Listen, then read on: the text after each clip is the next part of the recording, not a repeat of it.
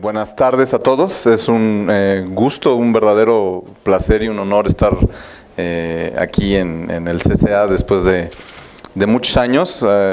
No me acuerdo cuándo fue la última vez que tuve la oportunidad de estar aquí al frente, pero sí me acuerdo que era estudiante de maestría, entonces ya llovió, por ahí precisamente de los 90s, cuando empecé aquí a trabajar con la doctora Rosas, y cuando la doctora Rosas me invitó, para mí fue un gran honor. La doctora Rosas junto con el doctor Osornio fueron los dos pilares que me impulsaron a seguir en la ciencia. Con Irma aprendí un montón de cosas que la verdad hasta la fecha me siguen sirviendo mucho, y es un gusto estar aquí de regreso. Les voy a hablar un poco de la historia de lo que hago y un poco de lo que estamos haciendo actualmente. Actualmente estoy trabajando en esta institución que se llama Suetox. Es una institución muy peculiar, consta de 11... Es un hub que está relacionado a 11 universidades, a las 11 universidades más importantes de Suecia, y hacemos prácticamente cualquier cosa que tenga que ver con toxicología, desde evaluaciones en el laboratorio hasta la transferencia del conocimiento científico a las políticas públicas, pasando por educación y todo lo demás. Entonces, es una institución nueva, tiene menos de casi 2 años, en octubre cumple 2 años que está en funciones, y me invitaron a mí a ser el encargado del área de toxicología pulmonar, y pues es todo un gusto estar por allá desarrollando algunas cosas muy interesantes, pero siempre manteniendo un pie aquí en México para tratar de impulsar esta área un poco más.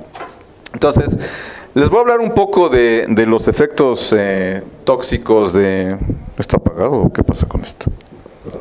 Ahí está. ¿Por qué nos preocupa la contaminación por partículas? Básicamente,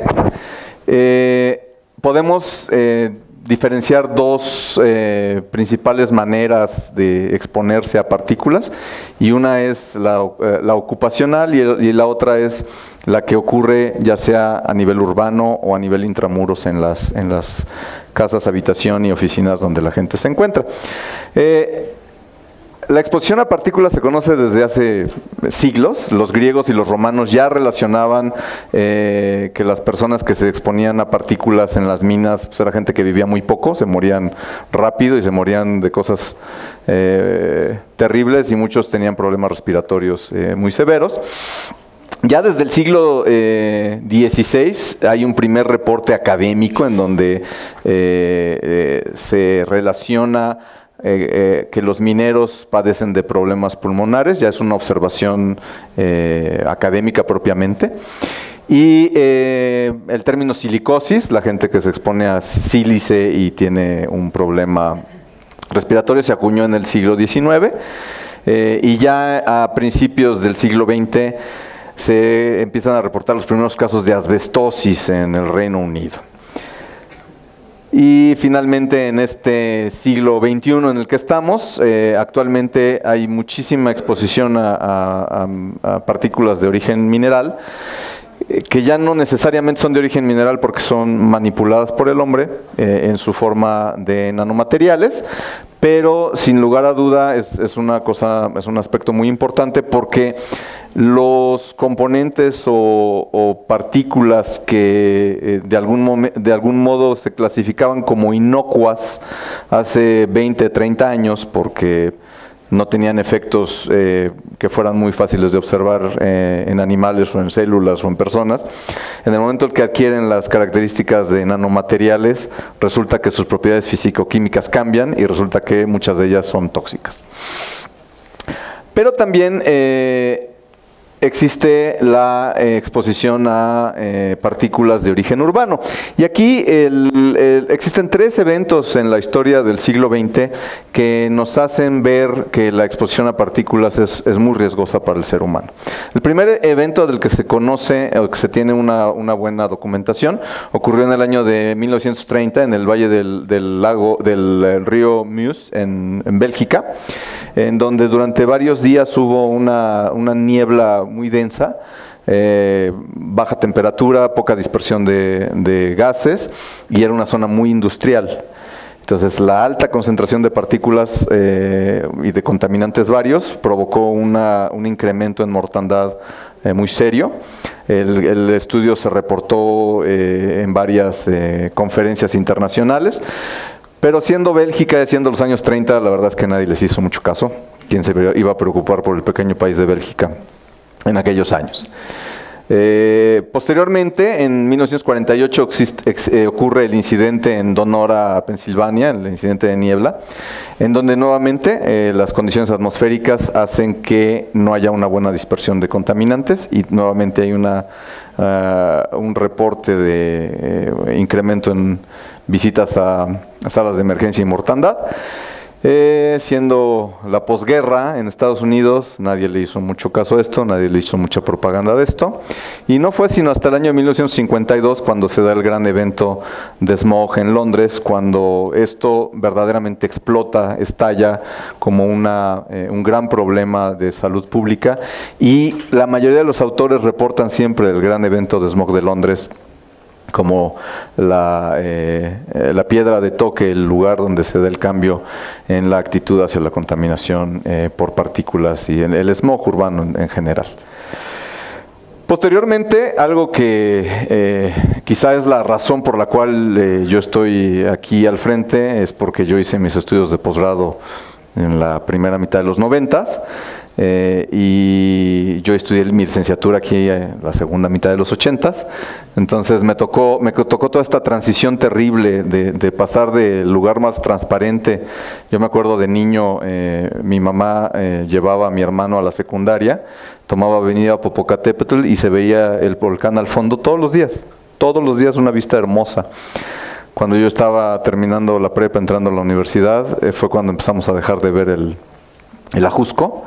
Y bueno, en los años 90 era verdaderamente un problema terrible. Sigue siendo un problema serio, pero no creo que estemos como estábamos en aquellos años. Y lo más reciente, más para acá, los reportes en Shanghái en 2013 y lo que se ha venido reportando más recientemente en algunas ciudades de la India, nos hacen ver que la exposición a partículas sigue siendo un problema muy serio, es un problema de salud pública muy serio, en donde cientos o miles de millones de personas se ven expuestas anualmente y la calidad de vida de toda esta gente se ve afectada. Nomás para que nos demos un quemón, así se veía Londres en 1952, cuando el gran evento del smog. Así se veía la Ciudad de México, por ahí. Esta foto es del 97, creo, o 98. Y esto es Shanghái en el 2013. Entonces pueden ver que el problema es algo bastante constante. Y buena parte de esa cosa que hace que se vea, que haya tan poca visibilidad, que no se vea, que se vea que no se ve, es la presencia de una mezcla heterogénea, muy, muy compleja, de diferentes cosas. Y en esta mezcla heterogénea tenemos desde cosas que parecen provenir del suelo hasta cosas que parecen ser de origen biológico. Y cuando nosotros muestreamos nuestras partículas del aire, aquí ustedes saben más de estas cosas que yo, cuando recolectamos partículas del aire con muestreadores de alto volumen, esto es lo que recuperamos. El método que comentaba Javier, que modificamos en nuestro laboratorio, nos permite obtener partículas, recuperarlas sin que haya contaminación de la matriz en donde se aíslan estas partículas, y pueden ver que hay una gran variedad de formas, tamaños, y cuando vamos a ver composición, pues vemos, al menos en la composición elemental, vemos que hay una gran variedad de elementos presentes en estas muestras. Estas imágenes son parte de la tesis doctoral de Raúl Quintana, que está aquí con nosotros. Y por ejemplo, aquí vemos un par de imágenes. A mí me gusta mucho mostrar estas dos imágenes, porque si vemos esta imagen de acá, de este lado, simplemente verla nos da una sensación de que es una partícula muy organizada, tiene una forma muy compleja, ¿sí? Y cuando vemos su composición elemental, resulta que hay mucho carbono, mucho oxígeno, mucho fósforo, mucho azufre, que si nos acordamos desde la secundaria nos decían que la vida está formada de los chomps famosos, ¿no? Y entonces hay muchos de esos elementos en esta partícula. Y esta otra que parece pues más cristalina, más de ángulos más agudos, resulta que es rica en sílice, en aluminio, ¿sí? En calcio, por ahí hay oxígeno, pero también tenemos zinc y cobre y otros elementos. Entonces, la heterogeneidad de estas muestras es verdaderamente impactante. Este es otro ejemplo, ¿no? Vemos esta partícula de bordes redondeados, nuevamente carbono, fósforo, azufre. Vemos esta que parece cristal, nuevamente calcio, potasio, azufre. Nos deja ver la gran variedad, tanto en forma como en composición, que tenemos en las partículas de la Ciudad de México. Las partículas de la Ciudad de México, en especial, voy a hablar de las de la Ciudad de México porque son las que conozco muy bien. Son una mezcla impresionantemente compleja. Como vimos en las imágenes anteriores, simplemente a nivel elemental tenemos una gran variedad de elementos presentes. También dentro del trabajo doctoral de Raúl, él ha medido presencia de compuestos orgánicos, policíclicos y no sé cuántas cosas que ha venido evaluando muy puntualmente. Hemos evaluado la presencia de biomoléculas, como puede ser la presencia de residuos bacterianos, y recientemente en la Suetox decidimos evaluar la presencia de bisfenoles en muestras de PM10 y PM2.5 de la Ciudad de México. ¿Qué son los bisfenoles? Los bisfenoles son unos compuestos que se usan, entre otras cosas, para darle flexibilidad a los plásticos. El PVC, que tanto se usa para tuberías y demás cosas, y muchos plásticos, llevan adicionado bisfenoles para que tengan mayor flexibilidad estos plásticos. Los bisfenoles tienen una huella un poco desagradable, que son disruptores endocrinos. El disruptor endocrino es una sustancia que por su naturaleza química es capaz de interferir, por eso el nombre de disruptor, la actividad de una hormona, ¿sí? Entonces, si tenemos disruptores endocrinos en el ambiente, podemos favorecer algunas enfermedades, y la más típica que se me ocurre en este momento es el cáncer de mama, y el cáncer de mama ya está bastante bien documentado, que hay un factor ambiental relacionado, por ejemplo, con el uso de pesticidas, que también son, algunos de ellos pueden ser disruptores endocrinos. Los bisfenoles en particular tienen un efecto a nivel de maduración sexual. Y esto es muy importante en dos etapas de la vida, en muchas etapas de la vida, pero es crucial en dos etapas en la vida. Una es durante el desarrollo embrionario, por supuesto, y la segunda etapa es durante la adolescencia. Sobre todo la preadolescencia, el inicio de la adolescencia es muy importante. Si hay presencia de disruptores endocrinos, podemos tener algún problema en el desarrollo de maduración sexual de estas personas. ¿Por qué hacemos hincapié en los bisfenoles en estas muestras? Porque estas muestras fueron colectadas en la Merced, y la unidad de muestreo de la Merced está en el techo de una unidad de salud, en donde van muchas mujeres embarazadas a sus consultas mensuales, y junto a esa unidad de salud hay una escuela secundaria, en donde van muchísimos adolescentes entre los 13 y 15 años, y entonces se vuelve importante el hacer este tipo de mediciones, ver si hay disruptores endocrinos que podrían estar afectando a estas personas. No puedo decirles más hasta el momento. La verdad es que Tengo unas gráficas en donde les podía enseñar las concentraciones, pero no nos dice mucho hasta que no hagamos una evaluación más a fondo. Lo único que les puedo decir es, en PM10 encontramos estos 4 bisfenoles, no me voy a detener a decir cuál es cuál, y en PM2.5 encontramos a los mismos 4 más otros 2. Entonces hay una diferencia en composición, al menos 2 aparecen en PM2.5 que no se ven, o al menos los límites de detección no nos lo permite ver en PM10. Y las PM10 tienen entre el doble y el triple de concentración de bisfenoles que las PM2.5. Por otro lado, hay una variación estacional y, como era de esperarse, tratándose de moléculas orgánicas volátiles, cuando están en mayor concentración es en la época de calor. En la época de frío están como entre la mitad y la tercera parte de lo que se ve en la época de calor. Entonces eso es algo muy nuevo, son resultados recién saliditos del cromatógrafo. Por otro lado, también hemos venido trabajando con algunos nanomateriales. En particular, yo he trabajado con nanotubos de carbono y con dióxido de titanio. El dióxido de titanio es un caso muy interesante. El dióxido de titanio se ha evaluado su toxicidad desde los años 60, yo creo, o quizá antes, y toda la vida se dijo que era inocuo. De hecho, se le usaba como una partícula control negativo cuando se hacían evaluaciones de fibra de vidrio, de asbesto, de cuarzo, de lo que sea. Control negativo, dióxido de titanio. ¿Por qué? Porque no le hacía nada a los animalitos, no le hacía nada a las células. Dígame.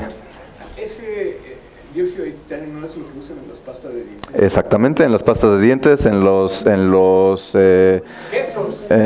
quesos, se lo ponen a los chicles, a la crema bloqueadora. Todo eso tiene dióxido de titanio y lo tiene. Es muy interesante que haga la aclaración. El dióxido de titanio en su estado micrométrico, cuando se preparaban los bloqueadores solares, si ustedes se lo ponían en los años 70, 80, si ustedes ponían, parecía que se hubieran pintado de blanco y tardaba mucho tiempo en que ese blanco se fuera. Ustedes hoy agarran un bloqueador solar y se lo untan y en minutos, casi no se ve lo blanco y en minutos desaparece. Y es porque ahora la partícula va en tamaño nano. ¿Okay? Entonces, durante muchos años se evaluó y se decía que no era tóxico. Se empezó a producir en tamaño nano, se le vieron muchas propiedades desde el punto de vista económico-financiero positivas y nos lo empezaron a dar por todos lados y resulta que no es inocuo. Ahorita vamos a ver algunos resultados más adelante. No es inocuo. De hecho, la IARC, la Agencia Internacional de la ONU que se encarga de cuestiones de cáncer, ya lo tiene catalogado como un probable cancerígeno. Entonces, o posible cancerígeno. Está como posible cancerígeno, no como probable, como posible cancerígeno. Entonces aquí tenemos unas partículas de dióxido de titanio. Pueden ver, estos son aglomerados. Cada particulita de estas debe tener un tamaño de unos 90 o 100 nanómetros, pero sí tienden a aglomerarse. Y esto no le gusta a la industria que se aglomeren mucho, porque es mucho mejor trabajar con ellas en forma dispersa porque son más estables.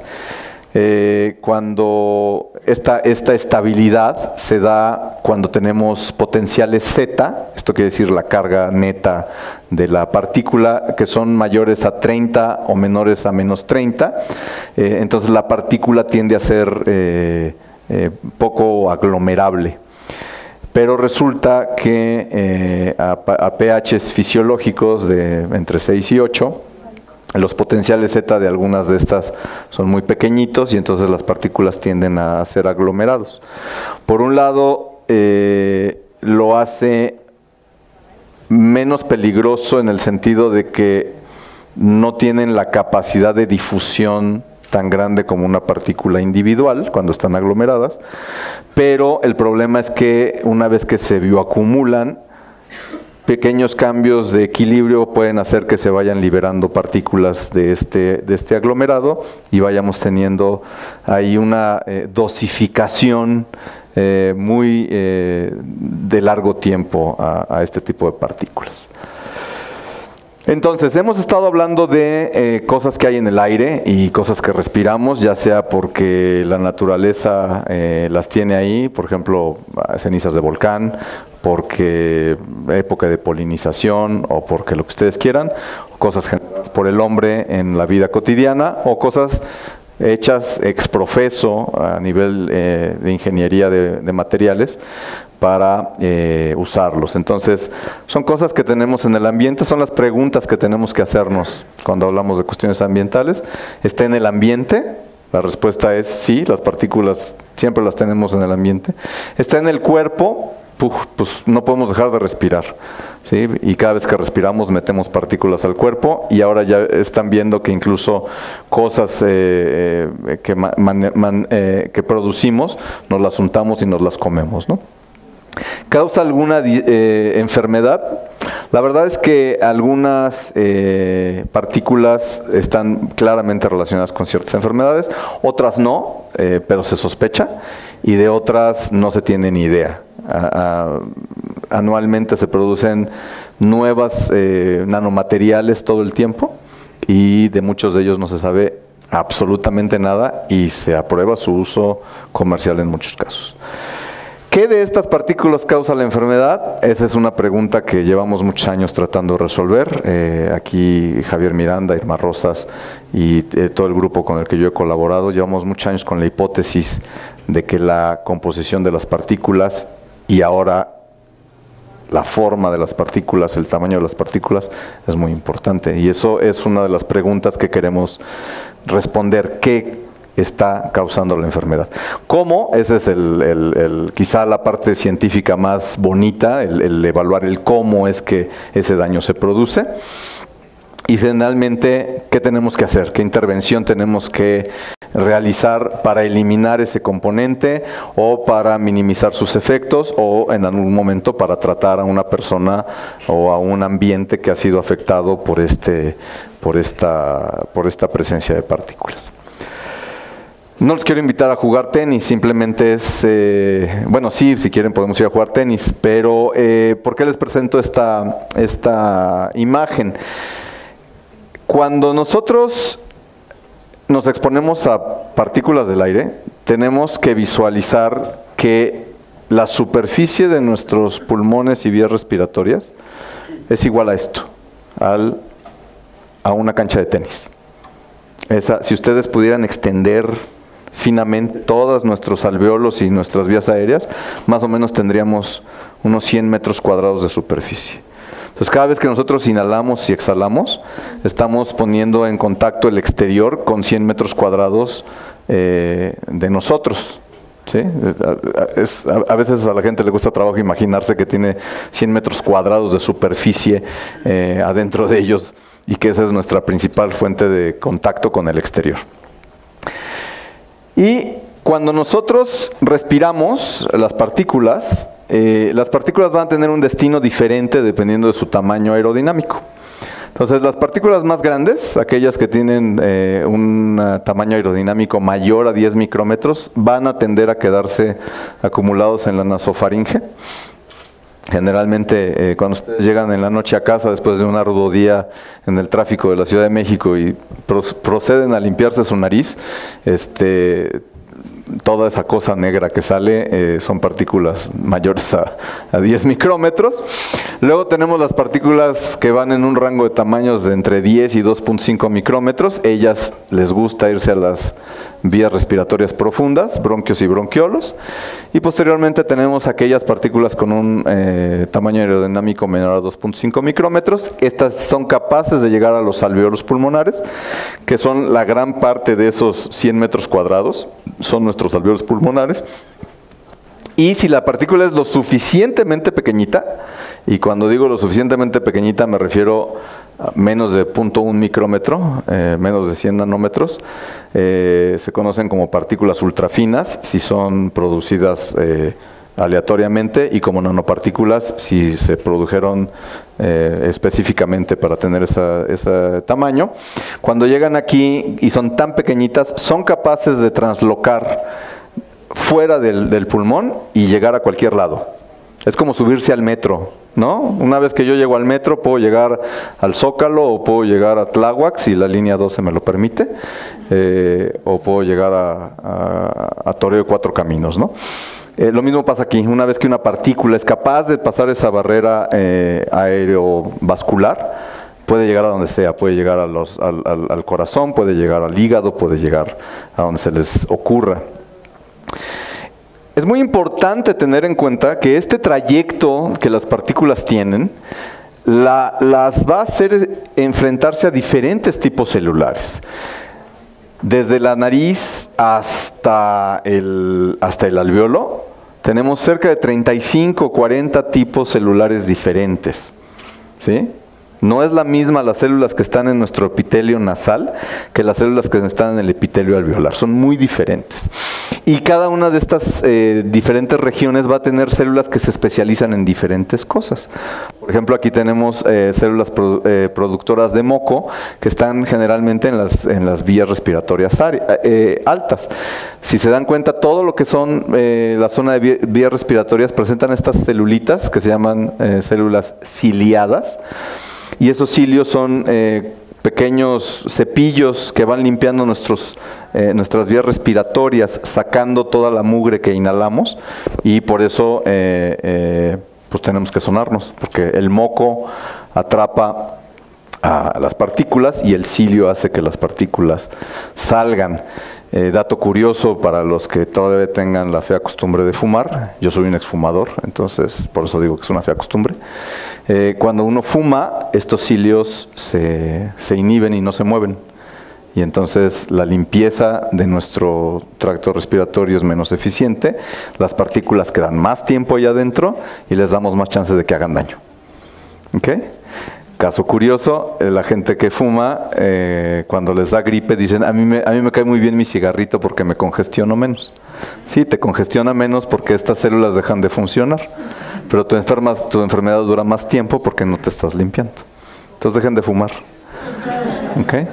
En el alveolo tenemos fundamentalmente tres tipos celulares. Tenemos lo que se llaman neumocitos tipo 1 y neumocitos tipo 2. Y tenemos estos son los neumocitos tipo 2, y tenemos a otras células que van y vienen, y esas células se llaman macrófagos alveolares, que son unas células de origen inmunológico, ¿sí? La parte innata de la inmunidad de las células, del cuerpo, que nos ayuda a limpiar nuestras vías respiratorias, nuestros alveolos. Son células muy importantes. Entonces, quiero que guarden en su cabeza esta imagen de los alveolos, donde tenemos a los neumocitos y a los macrófagos. Y estos neumocitos y macrófagos están en una relación muy directa con los vasitos sanguíneos. Ahorita vamos a hablar un poquito más de eso. Cuando nosotros respiramos partículas, las partículas no se distribuyen homogéneamente en esos 100 metros cuadrados. No es como si agarráramos una cubeta llena de partículas y la aventáramos desde muy alto en un campo y se distribuyeran de manera aleatoria y más o menos homogénea en ese campo. Las partículas, cuando nosotros las respiramos, tienden a depositarse en estas bifurcaciones de las vías aéreas, y ahí es donde aquí se alcanza a ver apenas una fibra de asbesto, y todas estas células que se ven son macrófagos que están llegando a tratar de comerse ese asbesto y eliminarlo. Entonces la distribución no es homogénea. Cuando nosotros hablamos de que exponemos nuestros cultivos celulares, nuestros experimentos los hacemos con ciertas concentraciones de partículas, y generalmente usamos entre 1 y 50 microgramos por centímetro cuadrado. La mayoría de los gentes que se dedican a cuestiones de atmósfera nos dice, no, eso es muy alto, 50 microgramos por centímetro cuadrado es demasiado. Sí, es demasiado si consideramos 100 metros cuadrados, pero si consideramos que la gran cantidad de las partículas se deposita en estos hot spots, y calculamos el área que esos hotspots dan en todo el pulmón y vías aéreas, resulta que 50 microgramos es una buena concentración, es lo que ven las células de esa región anatómica. ¿Qué pasa cuando estas partículas se depositan en estos puntos calientes, en estos hotspots? Pues la partícula puede ver a diferentes células. Por ejemplo, puede verse a la célula epitelial, puede ver al macrófago que anda por ahí limpiando a las vías aéreas, puede ver a otras células que se llaman mastocitos o células cebadas, que son células, aquel que tenga asma o haya padecido de asma o tenga algún pariente con asma, sabe que estas células son bien canijas porque al asmático lo que le pasa es que estas células se degranulan, estas cositas de aquí adentro se llaman gránulos, se degranulan y esos gránulos están llenos de histamina. Y entonces los bronquios se les contraen y la gente siente que se muere. Entonces, cuando las partículas llegan aquí, hay un montón de procesos biológicos que ocurren. Se secretan factores proinflamatorios, como el TNF-alfa, la interleucina 1 beta, la interleucina 8 o la histamina. Cuando ve a células epiteliales, estas células se pueden morir, porque es muy tóxico lo que le cayó, y entonces se pueden morir. Y cuando estas células se mueren, pues hay que reemplazarlas por unas nuevas. Y cuando una célula se divide, es más sensible a que exista daño en su material genético, en su DNA. Y entonces esto nos podría llevar a cáncer. Entonces yo, ojo, no estoy diciendo que las partículas provoquen cáncer. Nos podría llevar. Es un factor de riesgo el estar expuesto a partículas tóxicas, sobre todo si son genotóxicas, para el cáncer. Y esta muerte celular también provoca que otra célula que se llama fibroblasto remodele el pulmón para tratar de cerrar los hoyos que dejan estas partículas y se genera una enfermedad que se llama fibrosis pulmonar en algunos casos o enfermedad pulmonar obstructivo crónica, el famosísimo EPOC, que es de los fumadores, pero la gente que vive en grandes ciudades también tiene un factor de riesgo para desarrollar esto. Si las partículas son capaces de llegar al alvéolo, nuevamente, si ven a la célula epitelial también es capaz de producir factores proinflamatorios, y estos factores proinflamatorios son capaces de generar una respuesta en el vaso sanguíneo que está junto al alvéolo. O la partícula puede translocar, salirse del alvéolo, irse al espacio intersticial, al espacio que hay entre el alvéolo y el vaso sanguíneo, e incluso llegar al torrente sanguíneo y tomar el metro. Esto provoca que se generen trombos, el tiempo de coagulación de la sangre se ve reducido en gente que se ve expuesta a partículas. Es posible que se generen trombos y es posible también que se active los procesos inflamatorios, la interacción de células inflamatorias con el vaso sanguíneo, lo cual se relaciona con dos cosas. Como su nombre lo dice, el proceso inflamatorio como tal, pero también se relaciona con la arteriosclerosis. ¿Ok?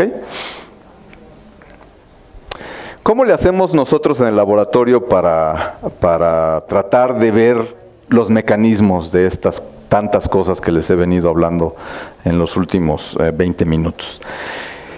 Tratamos de hacer un modelo que represente a esta estructura tan compleja que es el pulmón, que es el tracto respiratorio.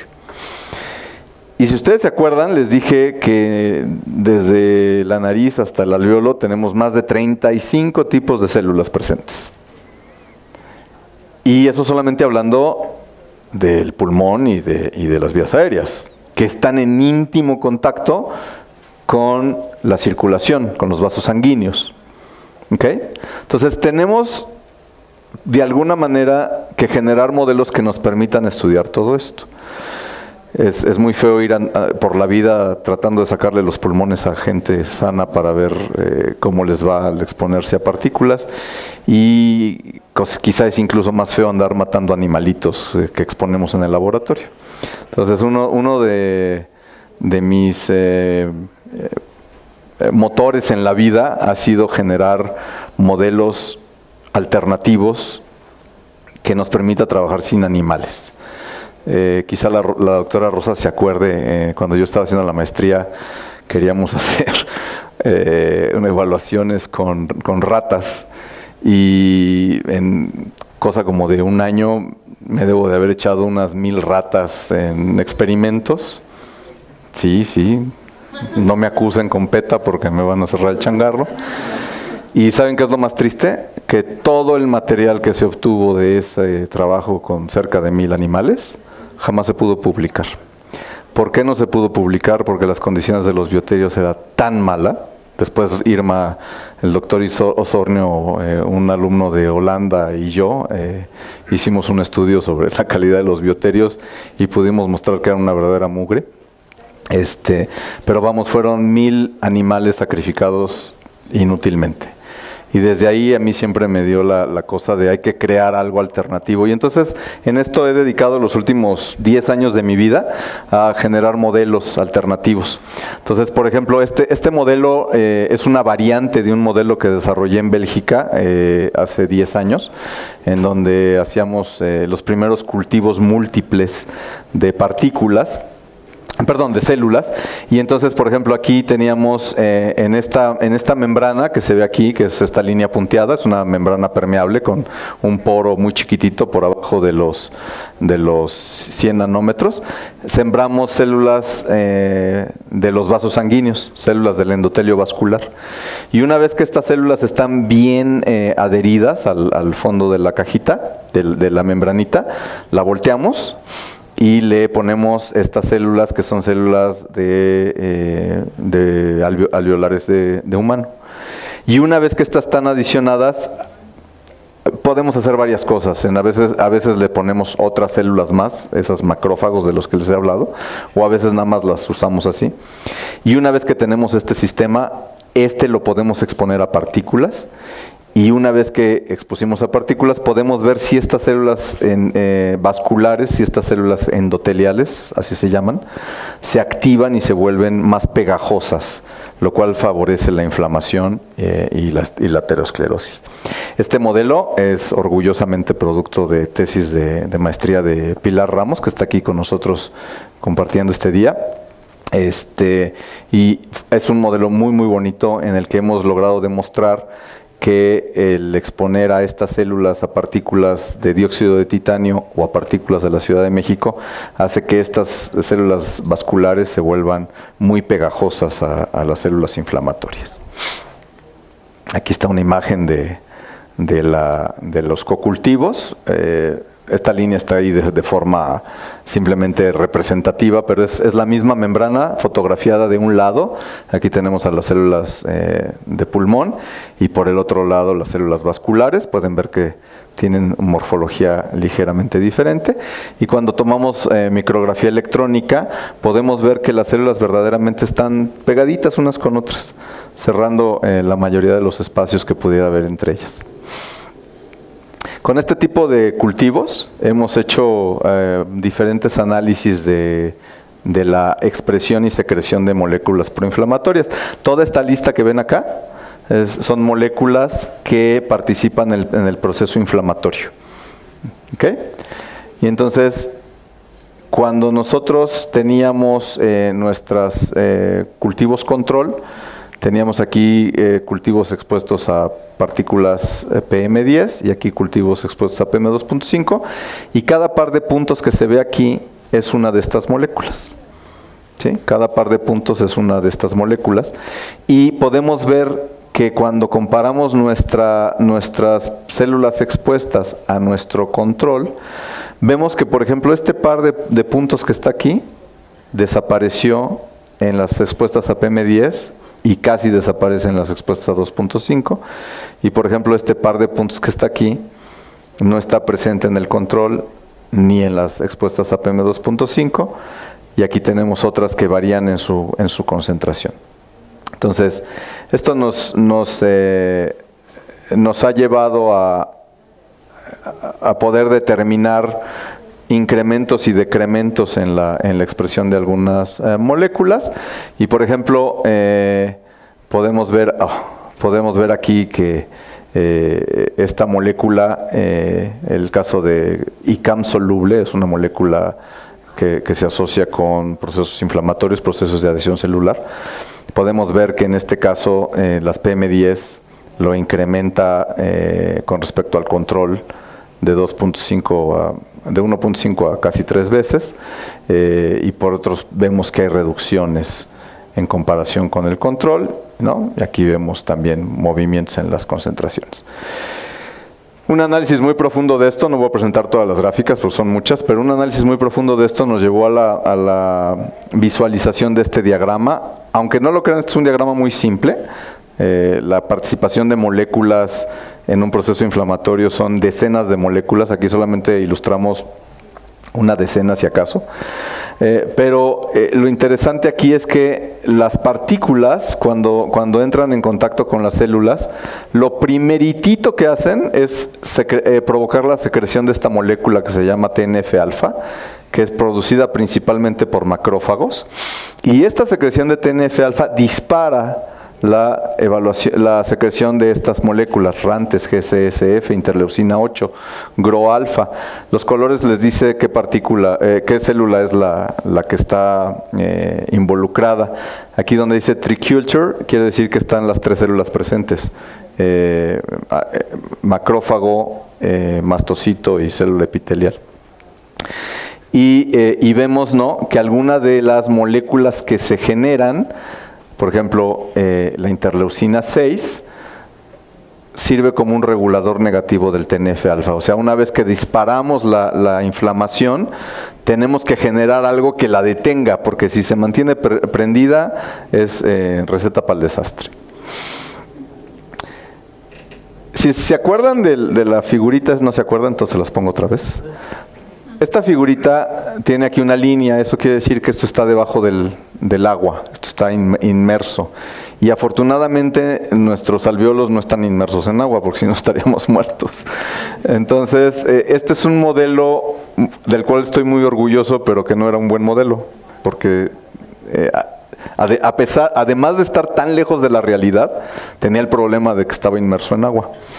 Entonces, actualmente lo que hemos venido haciendo en Suetox los últimos 12 meses ha sido generar un modelo aire líquido, en donde nuestro compartimento superior ya no está inmerso en agua, ya no está inmerso en medio, está solamente recibiendo nutrientes desde abajo, como ocurre en los alvéolos naturalmente, y estamos exponiendo a partículas de estos cultivos con un sistema de aerosolización. Ya no suspendemos las partículas en líquido, sino usamos la última imagen que van a ver hoy es el aparato ese que estamos usando, que aerosoliza las partículas y las deposita de forma muy eficiente en estos cultivos. Este nuevo sistema nos permitió hacer una nueva evaluación allá en Suetox, en donde hemos visto algunas moléculas que están ligeramente incrementadas, pero vemos otras como la interleucina 8, que está 53 veces por arriba de lo que se encuentra en un control negativo. Por acá tenemos el factor de crecimiento de vasos, 6 veces incrementado, en fin, muchas moléculas que tienen diferentes funciones. Estas moléculas que están acá arriba se relacionan principalmente con procesos inflamatorios. Estas que están acá abajo se relacionan principalmente con cáncer, y estas con vascularización. Entonces, la exposición a partículas no es algo trivial, desencadena no un evento, desencadena muchísimos eventos. Entonces, el problema, como ya se pueden ir formando una imagen en la mente, el problema no es, me expongo a partículas, me va a pasar esto. No, me expongo a partículas y abro factores de riesgo para un abanico de posibilidades muy amplio. ¿Qué pasa con las partículas más allá del pulmón? Cuando nosotros inhalamos las partículas, aquí tenemos a un amigo mío, este monito de acá es un cuate que se llama Bart, y le dieron a respirar partículas ultrafinas cubiertas con tecnecio. Entonces, era un estudiante de doctorado, entonces se puede hacer esto sin mayor problema. 15 minutos después, Raúl ahora se siente más afortunado, que nunca le he pedido que haga algo así. 15 minutos después pueden ver que prácticamente toda la marca radioactiva desaparece de los pulmones y se encuentra en otros lados. Esto quiere decir que la translocación de las partículas y de componentes de las partículas es algo que se da muy rápido y de forma muy eficiente. ¿Okay? ¿Cómo es posible que una partícula inhalada transloque? ¿Cómo carambas es posible? Yo me acuerdo cuando estaba haciendo mis estudios, a Irma, Álvaro y a mí nos decían siempre los otros revisores de mi proyecto que estábamos locos, que cómo iba a ser que las partículas generaran efectos sistémicos si eran tan grandotas, ¿no? Que era imposible que llegaran más allá del alveolo. Y pues no, la realidad es que esto que se ve aquí, estos como tubitos, son vasos sanguíneos. Y estas como segmentos que se ven aquí son eritrocitos. Y estos son los alveolos, las bifurcaciones de los alveolos y demás. ¿Saben ustedes qué distancia hay entre el alveolo y el vaso sanguíneo? La distancia promedio es de 1.5 micrómetros. Y vamos desde los 700 nanómetros hasta los 3-4 micrómetros. Entonces, realmente la distancia es muy pequeñita y si la partícula tiene el tamaño adecuado, es muy factible que pase. ¿Okay? Muchas partículas cuando llegan aquí son capaces de afectar la unión que hay entre las células epiteliales, se relajan estas uniones y entonces las partículas es posible que pasen. Este es una imagen que hizo un amigo mío, el doctor Abderrahim Nemar. Él exponía hámsters por vía intratraqueal y al mismo tiempo tenía la arteria femoral expuesta y veían el paso de coágulos en la arteria femoral. Y aquí lo que pueden ver ustedes es cómo conforme pasaba el tiempo después de la exposición, la cantidad de coágulos que se podían contar pasando por la arteria femoral se incrementaba de forma muy importante. Entonces, uno de los procesos más caracterizados de la inhalación de partículas es que el tiempo de coagulación baja y se forman mucho más coágulos. Otro cuate se llama, bueno, este no es mi cuate, es un cuate, una persona que conozco, el doctor Nurkiewicz, un polaco que trabaja en Estados Unidos. Exponía ratas como esta, bueno, no como esta porque esta le quitaron la piel, pero exponía ratas a partículas y después de un tiempo medía si en el músculo espinotrapecio, si ustedes agarran su mano y se lo ponen acá atrás, se tocan el músculo trapecio. Ese es el equivalente al espinotrapecio de la rata. Cuando exponían a ratas a partículas inhaladas, después de unas horas, veían que en los vasos sanguíneos de este músculo había un montón de células inflamatorias adheridas, mientras que en los vasos sanguíneos de animales expuestos a vehículo prácticamente no había células inflamatorias. Esto a mí siempre me ha gustado mucho y quizás por eso a veces he sido muy errático en mi trabajo. Cuando veo algo que me interesa mucho y no le encuentro la explicación, me clavo de cabeza para tratar de explicarlo y nos echamos casi una década para tratar de encontrarle la cuadratura al círculo de esto. ¿Cómo es posible que algo que inhalo y que llega al pulmón afecte de forma tan dramática a un vaso sanguíneo que está tan lejos del pulmón? ¿Sí? Al menos en cuestiones de circulación está muy lejos. Y la respuesta no es sencilla. La respuesta es, para que esta adhesión de las células monocíticas, de las células inflamatorias, se adhieran al endotelio vascular, es necesario que se expresen un montón de moléculas. tanto en la célula monocítica como en la célula endotelial. Es muy importante que todo esto se dé para que la célula se adhiera y pueda posteriormente translocar. En el trabajo de doctorado de Angélica Montiel, que por aquí anda también, ella dilucidó un poco este mecanismo a través de una serie de moléculas que se disocian y translocan al núcleo celular, un montón de cosas que solo ella entiende, y que hace que estas moléculas se expresen. Muchos años antes de que ella se doctorara, cuando yo trabajaba todavía con el doctor Osornio, mostramos que células endoteliales a las que les agregábamos partículas expresaban mucho estas moléculas de adhesión. Y la fracción insoluble de las partículas era más potente que la fracción soluble.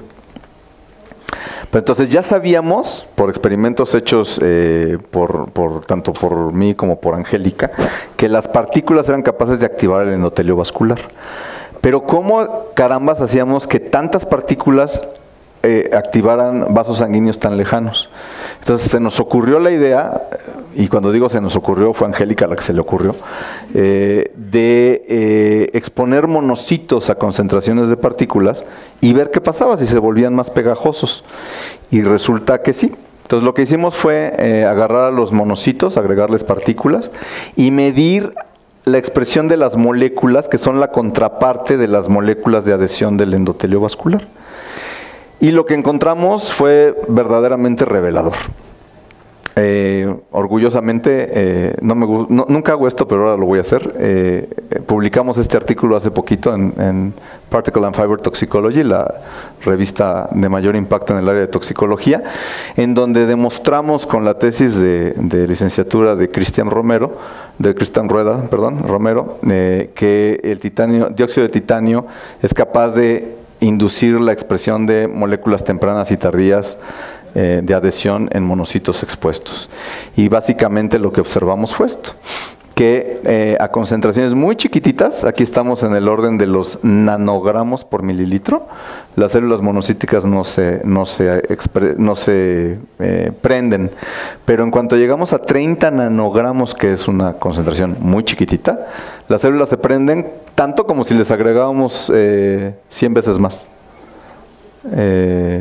Entonces, no, 1000 veces más. Entonces es un efecto de todo o nada. A la célula inflamatoria no va a ser medio inflamación, o inflama o no inflama, ¿ok? Y se requiere de muy poquito para que se active. Entonces, si ustedes consideran que cuando la célula monocítica va pasando por el vaso sanguíneo, partículas translocan en ese particular espacio, la concentración real de esas partículas no es despreciable. ¿Por qué? Porque el vaso sanguíneo es muy chiquitito y con una concentración muy chiquitita, 30 nanogramos, la podemos activar. Y una vez que se activa, ella sigue en circulación y va a irse a adherir a vasos sanguíneos en otros lados. Y si el vaso sanguíneo además está sensibilizado porque factores solubles de la partícula o porque algunas partículas llegaron hasta ese lugar, el asunto se potencia por todos lados. Algo muy interesante del proceso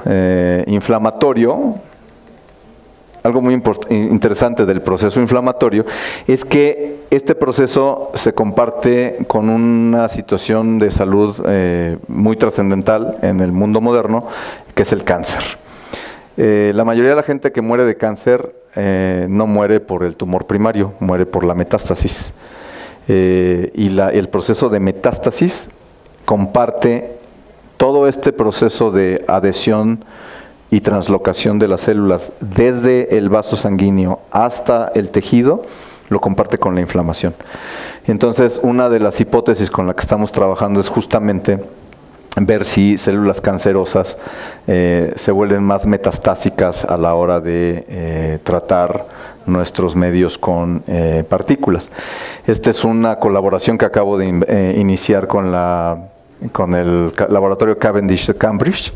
Ellos tienen un sistema de microfluido en donde generan vasos sanguíneos artificiales y hacen pasar células de cáncer de mama y ven cuántas células son capaces de translocar. Entonces, ahorita, así, en estas semanas empezaron a trabajar con mis muestras y están valorando si hay un incremento en la translocación de estas células. Todavía no les puedo dar resultados porque ni a mí me los han dado.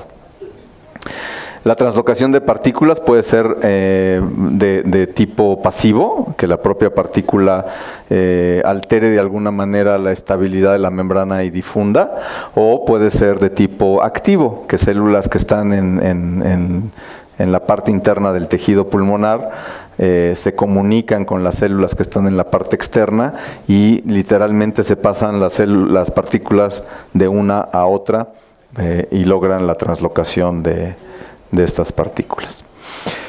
Ya casi para terminar, ya tengo que terminar, supongo. La exposición a partículas y nanomateriales se relaciona con muchos puntos terminales, con muchos eventos finales, como puede ser procesos oxidativos en los tejidos, procesos proinflamatorios. Si a la exposición a partículas le ponemos una dieta alta en calorías, vemos que hay un proceso proinflamatorio. Si se hace una dieta rica en grasas, entonces tenemos efectos que deprimen la inflamación. Es algo muy complejo, no es algo que por A ocurre B. Es algo verdaderamente complejo. Dentro de las muchas cosas que preocupan hoy en día es los posibles efectos neurológicos. La doctora Lilian Calderón García Dueñas del Instituto Nacional de Pediatría y de la Universidad de no me acuerdo, está en Estados Unidos, no me acuerdo dónde está ahorita ella, ha relacionado la inhalación a partículas con Alzheimer y con Parkinson. No es muy clara todavía la relación, pero hay indicadores interesantes. Nosotros, en colaboración con la doctora Rebeca López Marure de cardiología, muy raro porque es cardiología y estamos trabajando con células neuronales, pero bueno, hemos visto que el proceso de fagocitosis de estas partículas por células neuronales se ve inhibido cuando usamos citocalcina D, que es una molécula que inhibe los movimientos del esqueleto celular. Bueno, vamos a saltarnos esta. Esta simplemente para mostrarles una imagen muy simple de la cantidad de problemas que se relacionan con la exposición a partículas inhaladas. Efectos que van desde efectos mecánicos por el producto del depósito de las partículas, como ya lo hemos discutido, remodelación pulmonar, disfunción endotelial, esto quiere decir alteración a nivel vascular, efectos sistémicos y coagulación. Dentro de los modelos in vitro que se están usando en el mundo, uno que es ahorita como el niño consentido de todos, es uno que se llama WISE. Es una chulada, cuando uno lo ve funcionar es verdaderamente una chulada. Es una microcámara, vean, esto es una moneda de 1 centavo americano. Esta es la cámara y aquí adentro está esta red y por acá entra un fluido y por acá sale. Las células están cultivadas en esta membrana de esta red. Por un lado tienen células epiteliales, por el otro lado tienen células endoteliales de vaso sanguíneo y en medio una membrana porosa. Y lo más bonito de todo esto es que esta membrana porosa está en un compartimento intermedio. Aquí hay 2 compartimentos en donde se hacen cambios de presión de aire y entonces la membrana se estrecha y se extiende como lo hacen nuestros alvéolos. Una verdadera chulada. Obviamente este sistema cuesta un dineral y solamente lo usan ellos. Es aire líquido, esto está esta parte está en aire y esta parte está con líquido.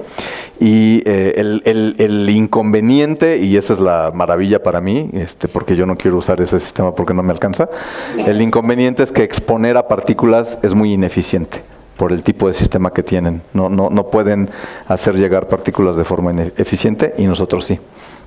Entonces, lo que estamos haciendo en mi laboratorio en Suecia es crear un sistema en donde tenemos una cámara, en donde tenemos neumocitos, macrófagos, células endoteliales de pulmón y generamos por medio de milifluidos, esto no es microfluido porque son mililitros, son milifluidos, generamos una corriente y conectamos a esta cámara con una segunda cámara que puede tener otro cultivo igual o puede tener un cultivo diferente en donde tengamos, por ejemplo, células de diferentes órganos, podrían ser hepatocitos o no sé, células de riñón o cardiocitos o lo que a ustedes se les ocurra, o incluso células cancerosas, otros tipos de células endoteliales que no sean pulmonares, y ver cuál es el efecto cuando nosotros exponemos a nuestro compartimento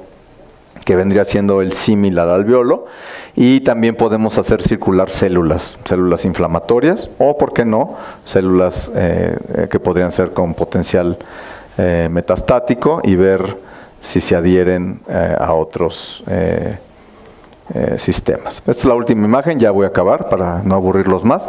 Este es el sistema que estamos usando hoy en día en Suetox para exponer tanto animales como cultivos celulares.